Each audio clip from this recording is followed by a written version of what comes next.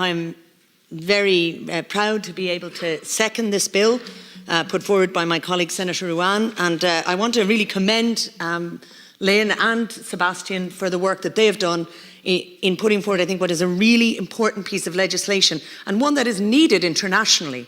And it's been really remarkable from what was an initial area of inquiry within one realm, the level of concern about NDAs, the level of distress caused by NDAs, and the concern around their abuse internationally that has arisen in response to this legislation. And it shows how necessary it is. And it was very powerful, the event to launch the bill, because it really showed us that this is something being sought internationally. Because crucially, NDAs, non-disclosure agreements, don't just compound the abuse of a victim, they also represent an abuse of the law and the spirit of the law, and that's what's really important. And I'm going to just, in my limited time, just highlight those two strands, which I think are equally important and equally an example of why this legislation is needed.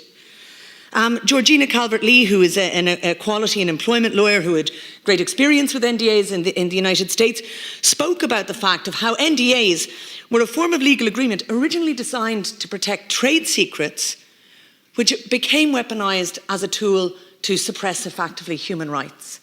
And that how far NDAs have strayed from their original purposes, and the fact that there's been a conflating of, if you have a settlement, an NDA is going to be attached, when in fact there is no such necessary connection, and they do very different things. They are at odds with each other. A settlement is a reparative role or reparative recognition of damage that has been done, whereas the NDA is the disappearing of the evidence of that damage. It is the denial of that damage on the record. And they are, in fact, very much at cross purposes in many cases in relation to each other in situations of abuse.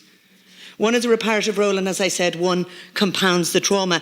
And in terms of the silencing that we've heard from whistleblowers who've spoken to us, who've spoken about NDAs, which, for example, do not allow them to speak to a therapist.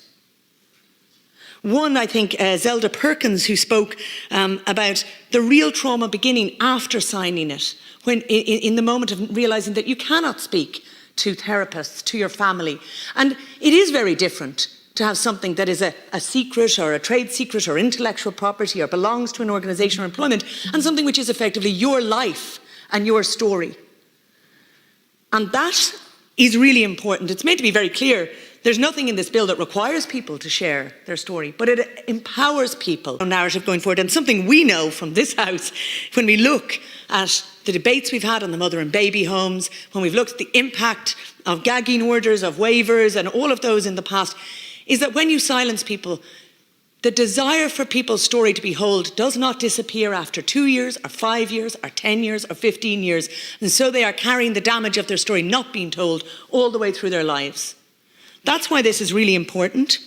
It's really important for individuals in terms of that damage, but really crucially, it's necessary for society.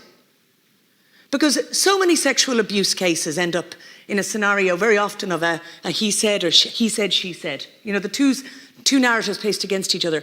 But what we've seen in the relation to NDAs is that you have she said, he said, she said, he said, with the same perpetrator. And each individual having to go and battle for justice with a huge raft of evidence of a pattern of abuse not being recognised by an institution. They're being put into a gladiatorial situation with somebody who has a pattern of abuse that is not recognised because of the use of NDAs. And that means that we don't get the systemic change that we need, and that institutions don't address situations where you have serial actions and serial concerns and serial abuse. And again, the extraordinarily impressive individuals who have aligned themselves with my colleague's bill is because they have that record. People like Julie McFarlane, who won the Order of Canada for her work in relation to sexual abuse, who has absolutely championed this legislation. It's also important to recognise in terms of society that these are agreements specifically designed to pervert the course of law, of justice.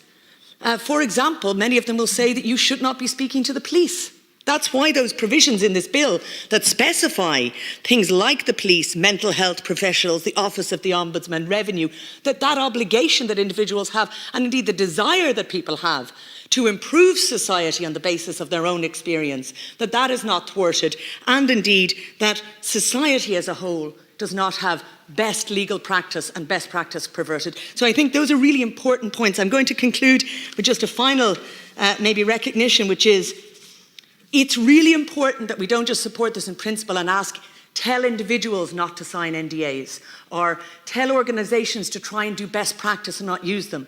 We need to send the signal in legislation.